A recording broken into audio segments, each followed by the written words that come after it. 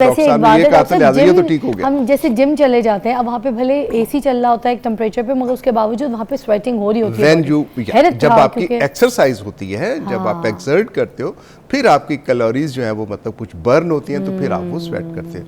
So what I want to express कि हर इंसान को अपने लिए घर की खातून खाना है, बच्चा है, बड़ा है। एक अभी मतलब मुझे ऐसे जहन में आ रहा था कि at the age of mind जो स्कूल थे उनके अंदर ग्राउंड्स इसेंशियल कंपोनेंट था, डेल वहाँ पे इसेंशियल कंपोनेंट था, sports it was an essential component activity. अब लाहौर शहर के अंदर आके एक आधा हमारे पास रह जाता है जिसको एचएसएन कॉलेज ऐसे कहते हैं, या बड़े बड़े स्कूल कुछ रह गए, but they are very few. में तो अभी तक बहुत वेरी वेरी फ्यू स्कूल्स। अब ये जो काम कर रहे हैं कि यकीनी तौर पे मैं और आपके साथ तो बोल ही सकते हैं, लेकिन ये हुकूमत के करने के हैं कि जिन लोगों को स्कूलों की वो मंजूरी देते हैं, आया कि उनके पास ऐसी चीजें मौजूद हैं। और बचपन से ही अगर बच्चा कोई नहीं घूमेगा, कोई चले फिरेगा नहीं, स्पोर्ट्स के अंदर इन्वॉल्व नहीं करेगा, वो एक था ना मेरे जैसा बंदा, उसको कहा जी के डॉक्टर ने कहा आप स्पोर्ट्स के साथ क्या करें, वो फिर आया, फिर मोटा ताजा वैसे।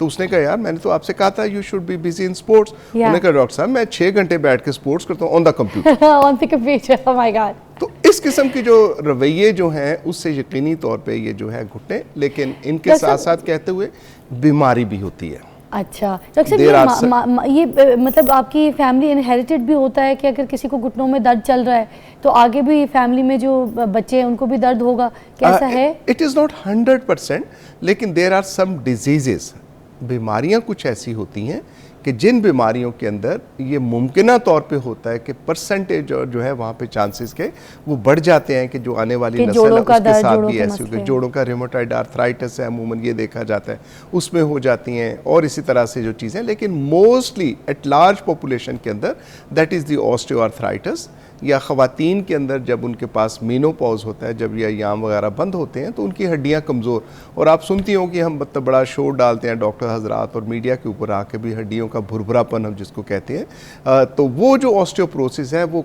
कमर के आपके जो है मोहरे उनके अंदर भी फ्रैक्चर करके नीचे बिठाती हैं, और इसी तरह से घुटने जो है घुटनों को भी बहुत ज़्यादा वो असर करती हैं। और इंसान की अमूमन बीबियां या लोग जब आते हैं जी स्पेस बढ़ गई, बड़ी नहीं होती हालांकि वो कम हो गई होती है। अच्छा, देयर इज़ द नेचर कि जैसे कुशन है हमने रखे हुए, तो कुदरत ने भी घुटने के अंदर एक कुशन रखा हुआ है। अच्छा, वो कुशन जब घिस जाते हैं तो घिसने के साथ फिर हड्डी जो आपस के साथ वो रगड़ खाती है, which gives a pain, limitation of the movements, जो इंसान चल नहीं सकता। That is what. तो ये रिकवर हो जाता है, इसका इलाज है? इट इज़ अल्हम्दुलिल्लाह। अभी मतलब साइंस ने एक तो जो मेरे कम अज़ कम जो पेशेंट्स या कह लेना चाहिए या वो लोग जो कि दर्द के साथ आते हैं, first of all what I all speak about is के बिहेवियर, सोशल बिहेवियर, आपकी डेली जो डे टू डे एक्टिविटीज़ हैं उनके ऊपर कंट्रोल करना चाहिए, पोस्चर आपका बैठने का वो ठीक होना चाहिए।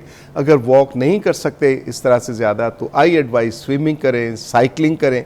Cycling is one of the exercise जिसके साथ आपके घुटनों के ऊपर डायरेक्ट जो है वो वज़न नहीं पड़ता, but you get your strengthen of your muscles.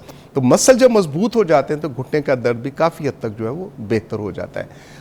But उसके साथ अगर नहीं फ़र्क पड़ता then we go for certain medication. अच्छा, मेडिकेशन कोई अद्वियात देते हैं, अद्वियात होती हैं वो पेन मैनेजमेंट के लिए होती हैं। पेन मैनेजमेंट के साथ साथ जो मैंने अभी अर्ज़ किया था एक कुशन होता है, अब दवाई ऐसी भी जो हम समझते हैं कि उस कुशन की भी रिपेयर कर देती है या सपोर्ट कर देती है उसको। अच्छा, वो अद्वियात का इस्तेमाल करते हैं। अगर खुदा न खास्ता उससे फ़र्क नहीं पड़ता और एक एज होती है एजिंग प्रोसेस के साथ, then we go for the injections intraarticular, जो कि घुटने के अंदर टीके लगाए जाते हैं। हाँ। और टीके भी दो किस्म के हैं। एक टीका होता है जिसको स्टीरॉयड कहते हैं, एक वही वाली जिसको कि कार्टिलेज को बेहतर करने के लिए है वो टीके।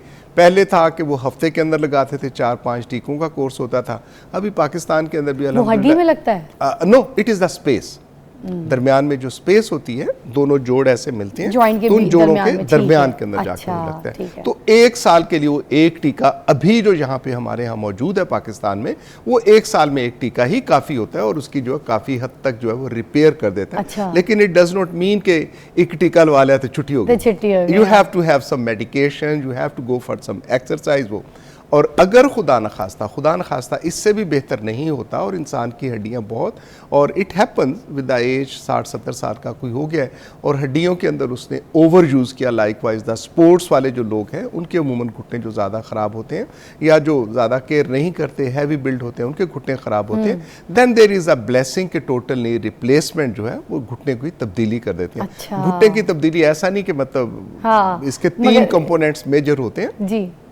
एक ऊपर वाला हिस्सा है उसको चेंज करते हैं, उसमें मसनूई जोड़ लगा देते हैं, नीचे वाला हिस्सा जो होता है उसको चेंज करते हैं, और सामने जिसको हम चपनी कहते हैं उसके अंदर वाली सतह अगर ज़रूरत हो तो वो उसके साथ लगा के, और दरमियान में वही जो कुशन है एक प्लास्टिक का कुशन अंदर रख दिया जाता है। And most of the time the surgical procedures they are successful. लोगों के अंदर खौफ होता है, और खौफ फिर यही होता है कि दे नेवर नो कि what is was the position when they went for the surgery. मतलब मैं अपने मरीज़ के लिए तो कहता हूँ कि भाईजान पहले अपनी वीडियो बनाएं, अपनी जो इस वक्त दर्दें हैं वो रिकॉर्ड कर लें। हाँ। क्योंकि हर बंदा यही समझता है कि जी अब सर्जरी होगी मुझे तो वैसा हो जाना चाहिए जैसे मैं 15 या 16 साल का था। It never happens.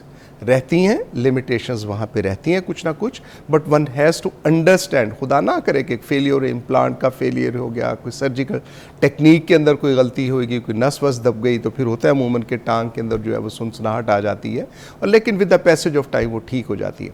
लेकिन अच्छा जो होता है सर्जिकल आउटकम के लिए भी कि दैट इज़ द प्रेपरेशन। बिल्कुल बैन ही कि अगर मैंने आना है तो आज आपके लिए टाई शाई लगा के मैंने रुमाल भी लगा लिया, चूँकि जी शो के ऊपर जा रहे हैं फिजा के, तो सो कुछ बेहतर होना चाहिए। यहाँ आया हूँ तो उन्होंने फिर मुझे कहा कि नहीं जी आपको थोड़ी बहुत वो भी करनी है, चूँकि आपने मैडम फिजा के साथ बैठना है। तो ये जो है before surgery preparation of the patient, and what is that preparation, वो physiotherapist which is component part and parcel of our team, वो मसल्स को स्ट्रेंथन करते हैं।